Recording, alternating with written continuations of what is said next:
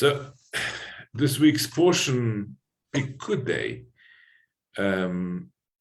deals with numbers, deals with a balance sheet and accounting of a very, very successful fundraising campaign, the only one in history where, in fact, the budget was raised plus, and they had to ask the donors to stop bringing money. And that's rather, unique in the history of all fundraising, definitely Jewish fundraising. And really, I want to begin with what is a popular saying, and it really sounds amazing when you look at it, and it sounds like this is profound and free thinking, independent, and liberating. Which in fact, to say what other people think of you is none of your business, is absolutely and totally un-Jewish in terms of a value, where we actually have the obligation of behaving in a way in which not only are we clean in the eyes of Hashem, but we also clean in the eyes of man. We have to behave at all times in such a manner in which our good name is upheld. It talks in Pirkei Avot about behaving in a manner. What increase? Wait, hang on, I have. Okay, that should be better. We have to behave at all times. It says in a manner that's tiferet lo min adam, that the person is proud, and that society is proud. We have to behave in an upright way at all times. And the halachic terminology for this is v'yitem nikiyim me'Hashem u'Yisrael. You must be guiltless before God and Israel. In other words, it's not enough for you to be objectively guiltless, and that would be before Hashem, but it also has to be in a way it's perceived to be guiltless, which is before Israel, before your people, before society. You also have to appear to be guiltless. Background to this verse. It's at the end of Bamidbar, when the tribes of Ruvain and Gad, half of Manasseh, want to take the inheritance on the eastern bank of the River Jordan.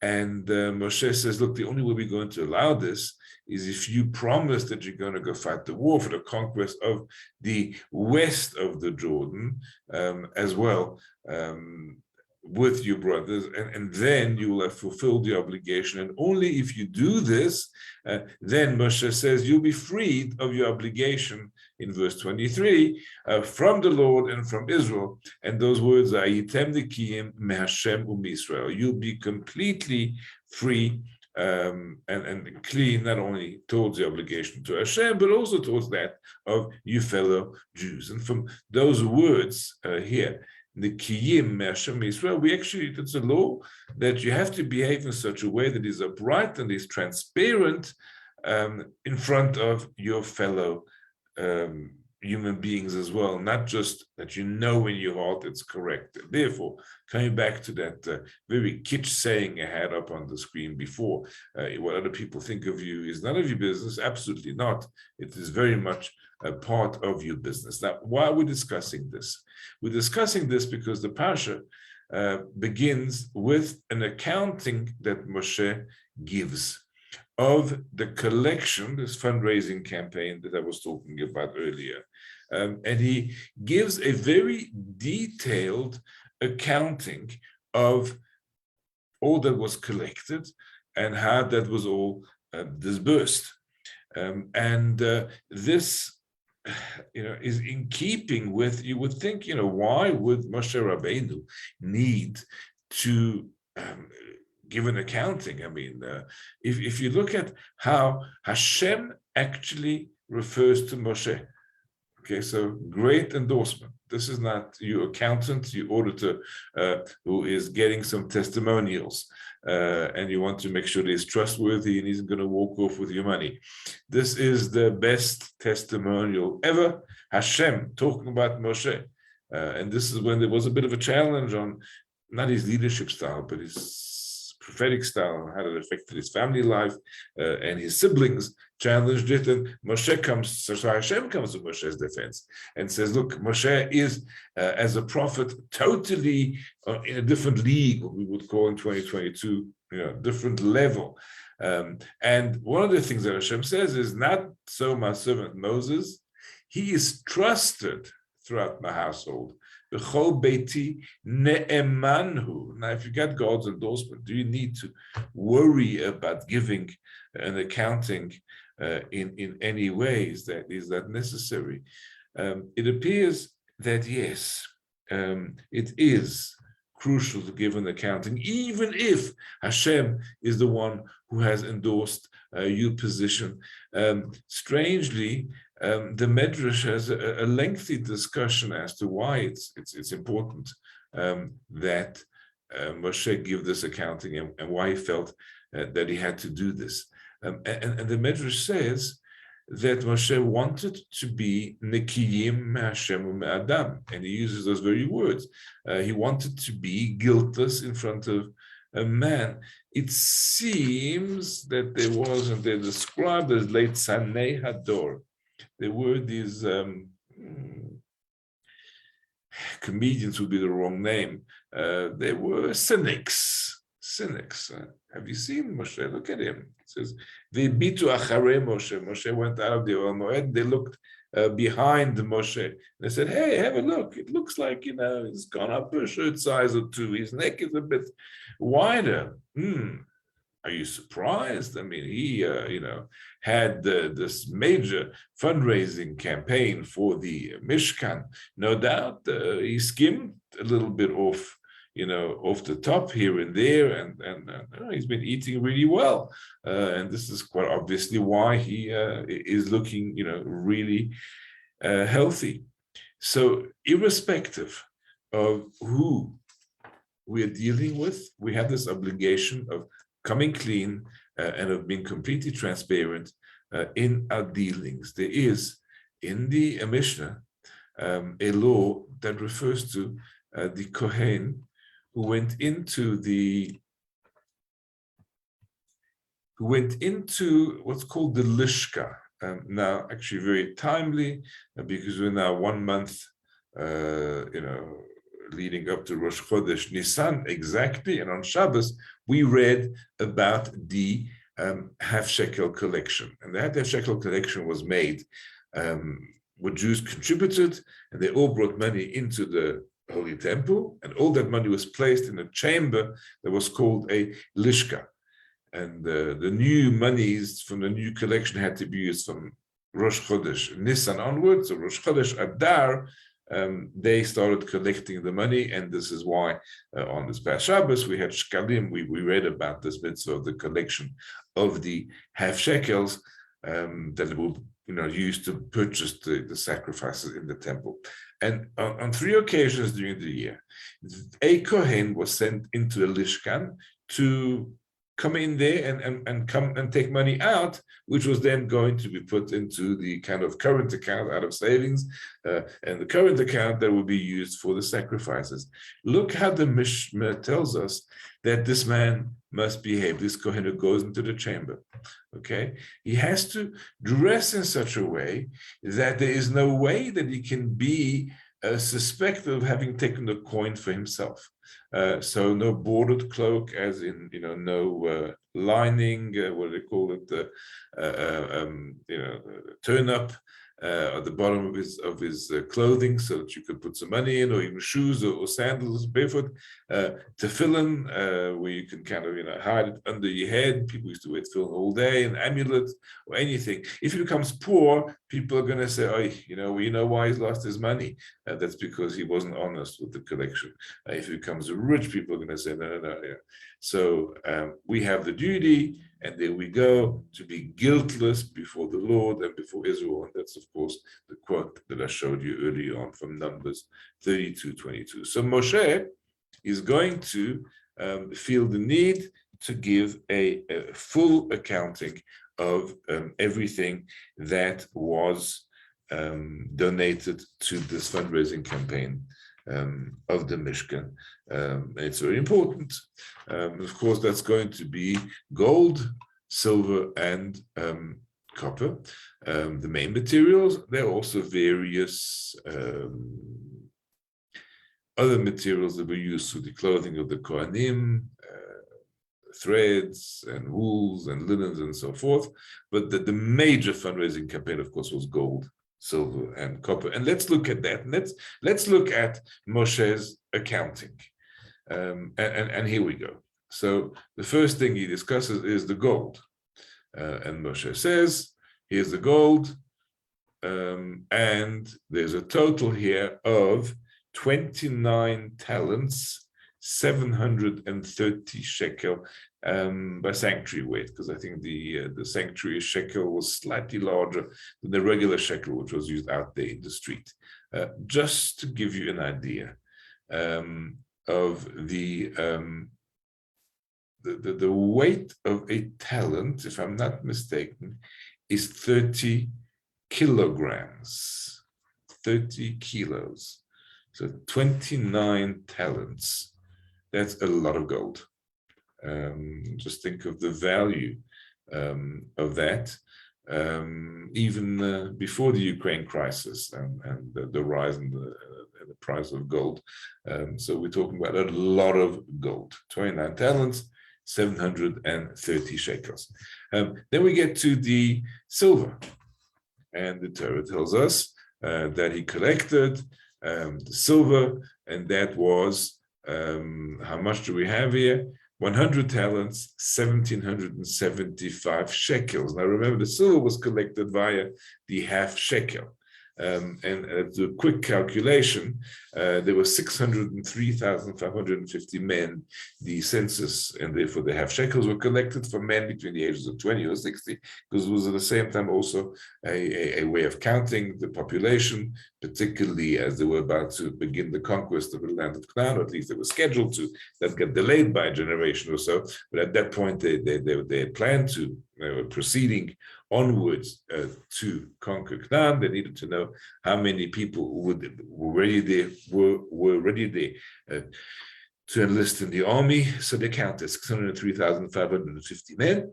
And if you do a quick calculation of the exchange rate, that turns out to be 100 talents, and then another 1,775. And that would give you the exact amount of silver. What they do with the silver? Well, these are the walls of the Mishkan, which are made of wooden planks, as well as the curtain that hung separating between the sanctuary and the Holy of Holies behind, where there were the cherubs. Of course, there was a curtain here, but for this illustration, the curtain has been pulled aside. And each of these planks had a socket of silver that held it in place. There were heavy sockets. Each one of those was a talent. So if you go back, forward, there were also hooks that held the hangings to kind of a rod at the top, and those were also made of silver. And here we have the 100 talents we used for the sockets of the walls of the Mishkan, as well as the supports for that curtain I was just showing you.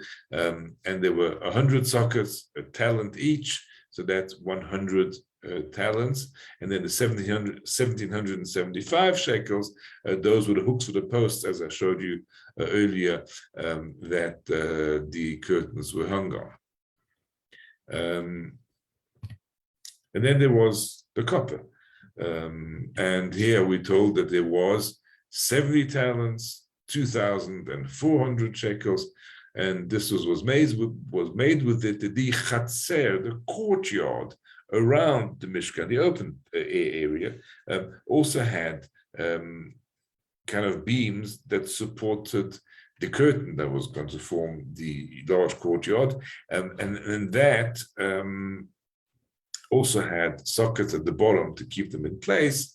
And here's a representation of the Mishkan, and then at the bottom of these wooden poles that held the curtain all around. So the wooden beams I was showing you before earlier, that was the inner sanctuary, and those were supported by silver sockets. But here we're looking at the outer perimeter of the Mishkan, and also supported by these wooden beams, which were put at equidistant intervals, and there was a copper socket to keep all of these in place and weigh it down and make them stable. And so that is where the copper was. I'm going to pause for a second and wait for the inevitable question. Either unmute and ask or type it in the chat. But there's kind of something glaringly wrong here, is there not?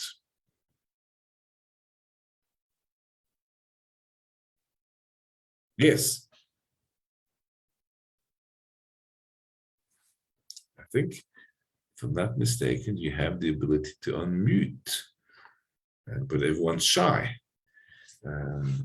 If this was an AGM, this wouldn't be happening. They'd be screaming up and down.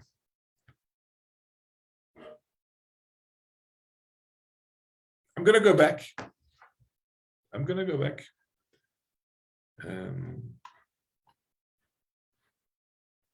Okay, we gotta go back to here. Okay. So here's the gold. Here's how much gold came in. A lot of gold, 29 talents.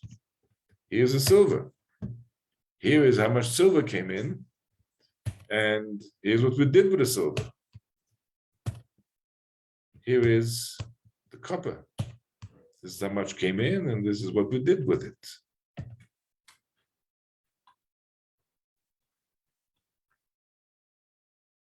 Would I get away with this if this was a common organization AGM?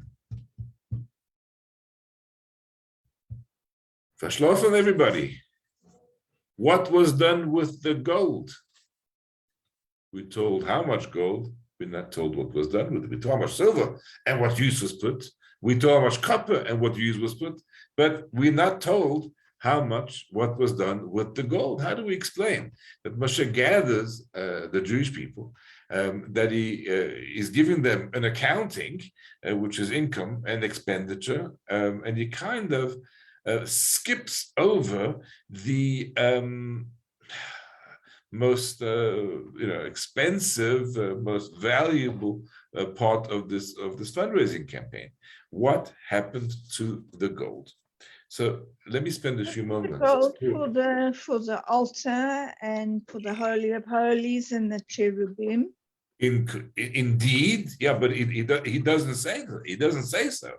He gives us a clear accounting of how much silver was used and where it was used. It tells us exactly where the copper was used and for what it was used. And he just says, this is how much gold I got. But hey, what do you do with it? And how did it all work out? How did it all balance? It isn't there. Well, the most basic answer is that he could not yet do that. It wasn't possible yet for him to give an accounting, simply because if you look at the portions, in the portion of Vayakhel we read last Shabbos, it describes how he, or Bezalel, and his helpers all put together the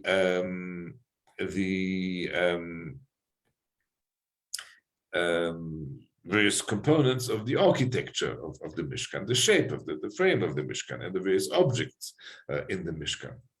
But the garments of the Kohen, those have not yet been made. Now, gold was a very important component of of the garments of the Kohanim. Hence, you couldn't yet give an accounting of the gold for the simple reason that it hadn't been used up. So the silver and the copper, which were exclusively used for the furniture as well as the sockets of the walls, etc., that he was in a position to give an accounting. He was not in a position to give an accounting yet of the gold, and that's why, well, still to follow. Well, watch that space, you get to the end of the portion, and there isn't. Rabbi Yonatan Eibeshitz has a very interesting answer. He says, the least important accounting was the one about the gold. You would think it's the most valuable, the most important. But who wants an accounting? Who stands up at the AGM of the shul and wants to know exactly how every cent was spent? Is it the major donors, or is it the more modest contributors? Who stands up at AGMs of major companies and starts asking questions?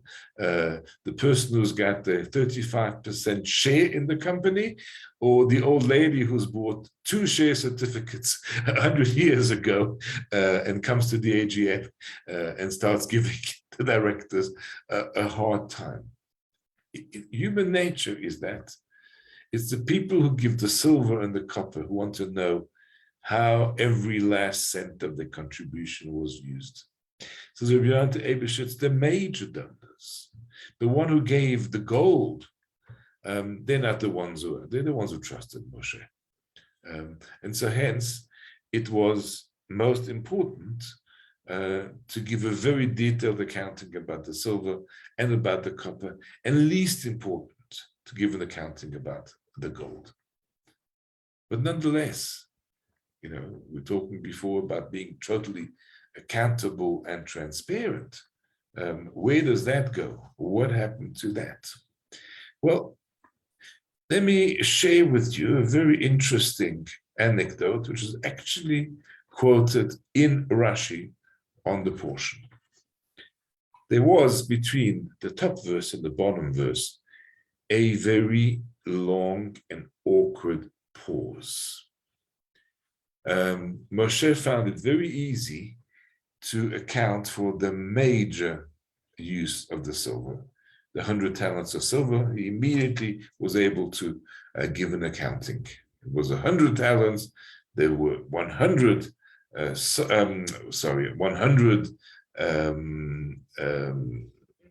pillars, beams, and each one needed a silver socket, and there was 100 of those, so that was 100 sockets, and that's fine. But then he realized that the number of Jews was 300,000, 305,000 odd, and it didn't fit exactly into 100 sockets. And he drew a blank. That kind of very, very awkward, scary time when suddenly a piece of crucial information that you got to share with the audience just simply slips your mind and you're unable to share it. So when we read the portion of Pikudei on a Monday and Thursday before Shabbos, then we actually stop the Aliyah at that point. And the second Aliyah ends with the word Kikar La'adem. And then there's a break. You call the next person up. And if you look at that little trop cancellation on the word Elef over here, that's the Azla Gerish. It's kind of very melodious.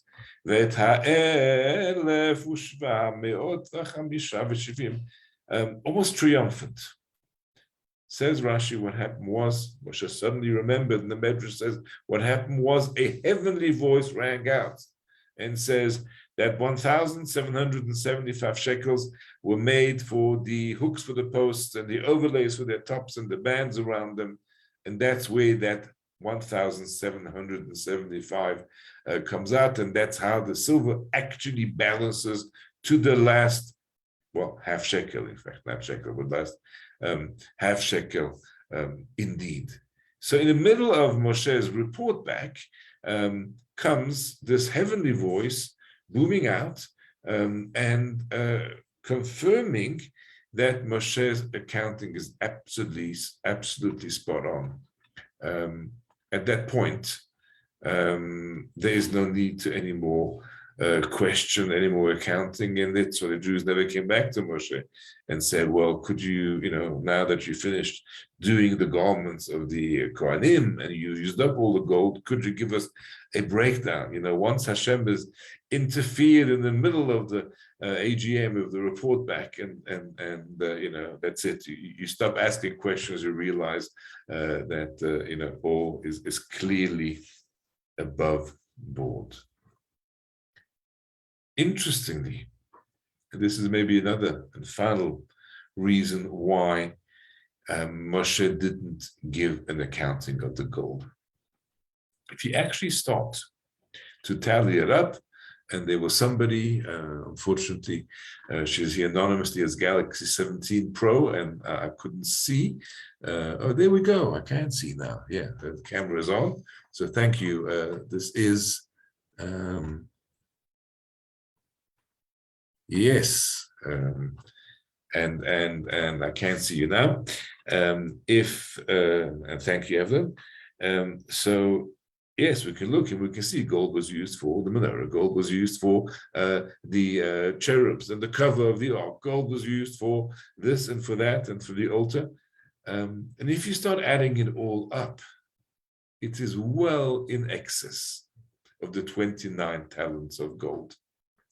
And anybody could do that, very, very, very quickly, because we're dealing with solid use of gold. I mean, the menorah itself was 1 talent. I mean, but the ark was overlaid and inlaid with gold, but not just like a covering of gold. It was actually a golden box that had to hold by itself. And they didn't have the technology we have today to make gold as solid as it is. You had to use thick gold to make a box out of it. If it wasn't just kind of painted on. The cover on the ark was about a handbreadth wide. The cherubs, you saw them before in the picture. They were big. There was a lot of gold used, and a rough estimate would be that it was probably double of the amount that Moshe acknowledged as a donation that had come in, well in excess of that. Well, who do you think covered the shortfall? Who do you think covered the shortfall? A very wealthy leader of the Jewish people called Moshe Rabbeinu, who he'd done well. He'd done quite well, because when Hashem told him he's got to carve out luchot karishonim, a second set of tablets, just like the first one. Moshe said, wait a second, I mean, that was made out of sapphire. I don't actually have the sapphire stones that large. Hashem told him where in the desert he could find a sapphire quarry, and he carved out those stones, but then there was a bit of, leftover. Sapphire is a semi-precious stone. If you have enough of it, it's fairly valuable. So Moshe actually, as a result of those luchot, he paid back, because when all the Jews left Egypt, they all ran around collecting money from the Egyptian people. Moshe was busy locating the ark of Yosef, and to fulfill the promise made to him, and to bring that out with the Jewish people. That was what he was busy with. So he came out the poor man, while the rest of the Jews were kind of really, really, really wealthy. Well, Hashem made good, and he became rich when he carved the second set of luchot. And what did he do with that money? Well, he covered the shortfall of the fundraising campaign on the gold side. Hence, there's no need for him to give an accounting, because anyone can clearly see that he was he was caught out when he owned up that he only collected 29 talents, that he was the one who had filled in that shortfall. There was no need for him to therefore give an accounting to his people. Bottom line, is it true to say what other people think of me is none of my business? Absolutely not. We want to behave in ways in which at all times we appear above board, accountable and transparent, not just to Hashem, but to our fellow human beings as well. Have a good evening.